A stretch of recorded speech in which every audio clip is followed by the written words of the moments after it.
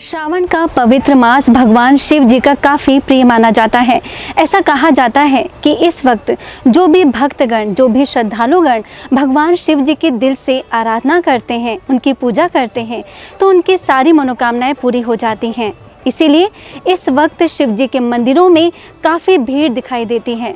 लेकिन आज मैं आपको इस स्थान के बारे में बताना चाहूँगी जहाँ पर देश भर के कोने कोने से लोग आते हैं।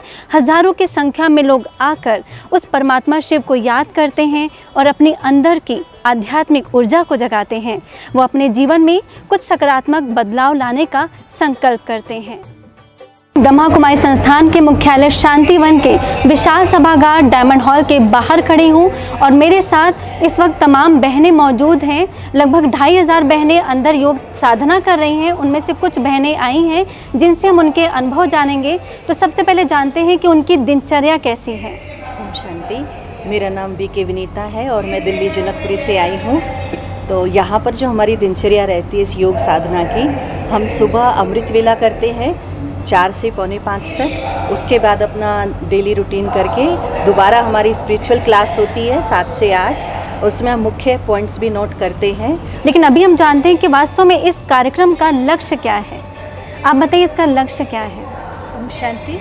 मैं ब्रह्मा कुमारी गीता सिवनी मध्य प्रदेश से हूँ और इस योग साधना कार्यक्रम का लक्ष्य है, जैसे कि आप जानते हैं कि श्रावण मास में सभी शिव भक्त, भारत ही नहीं लेकिन संपूर्ण विश्व के लोग जो है भगवान शिव की पूजा साधना और अभिषेक में रत रहते हैं, शिवमय हो जाते हैं। इसी तरह से ब्रह्मा कुमारी संस्थान के हेडक्वार्टर माउंट आबू में हम संपूर्ण भारतवर्ष से पधारी बहनें, करीब 2-2,500 बहनें हैं, हम एक साथ संगठित होकर योग साधना कर रहे हैं। जैसे कि आप सब जानते हैं कि अभी श्रावण मास में शिव मंदिरों में काफ़ी भीड़ लगी होती है और भक्तगण शिव जी को प्रसन्न करने के लिए नाना प्रकार के प्रयास करते हैं, व्रत और उपवास रखते हैं। वहीं दूसरी ओर ये बहनें हैं जो एक तपस्या कर रही हैं।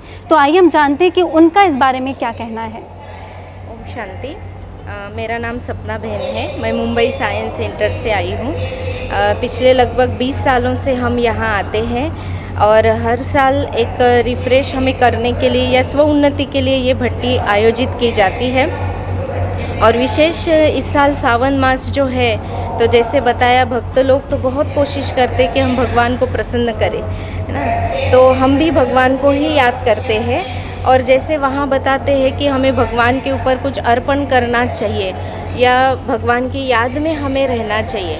तो हमारा लक्ष्य तो ये है कि हम खाली 1 घंटे या 2 घंटे के लिए याद में न रहें, लेकिन हम सारा दिन उसी की स्मृति में रहें। तो जुलाई मास में जो परिवर्तन करने की, स्व परिवर्तन करने की जो तपस्या भट्टी है, तो यहाँ पे हम 20 साल से अटेंड कर रहे हैं और यहाँ पे आने के बाद खुद को चेक करने का यहाँ पे थोड़ा सा समय मिलता है। भट्टी का लक्ष्य ही है महसूसता द्वारा संपन्न और संपूर्ण स्थिति का अनुभव करना। तो ये रियल में हमने यहाँ अनुभव किया है। बहुत अच्छी क्लासेस हुई है कि जितनी ज़्यादा साइलेंस है, शांति की शक्ति हमारे अंदर है, उतनी आप हर शक्तियों को अपने अंदर भरपूर महसूस कर सकते हो। वो 2 दिन से हम बहुत ही अच्छे से लाइट महसूस कर रहे हैं। इंसान को प्रसन्न करने के लिए तो दुनिया में बहुत सारे साधन हैं। ज़रूर इंसान को भी हम प्रसन्न तभी कर पाते हैं जब सामने वाले को जो पसंद है हम वो कार्य करते हैं, तो प्रसन्न हो जाता है। ऐसे ही भगवान को प्रसन्न करने के लिए हमें बाह्य साधनों की आवश्यकता नहीं है, लेकिन साधना चाहिए, अर्थात जो भगवान को प्रिय है। जैसा कि आपने जाना कि इस श्रावण मास में हम भगवान शिव पर अख, धतूरा, बेलपत्र और दूध चढ़ाने के साथ ही यदि हम अपनी बुराइयों को भी उन पर अर्पित करेंगे तो निश्चित रूप से भोलेनाथ शिव हमसे प्रसन्न होंगे और कहीं ना कहीं उनके वरदानों के भी हम पात्र बनेंगे। श्रावण मास की अगली सीरीज़ में हम कुछ विद्वानों के साथ फिर से हाजिर रहेंगे। कैमरामैन बीके पीयूष के साथ बीके शिवांगी, मधुबन न्यूज़।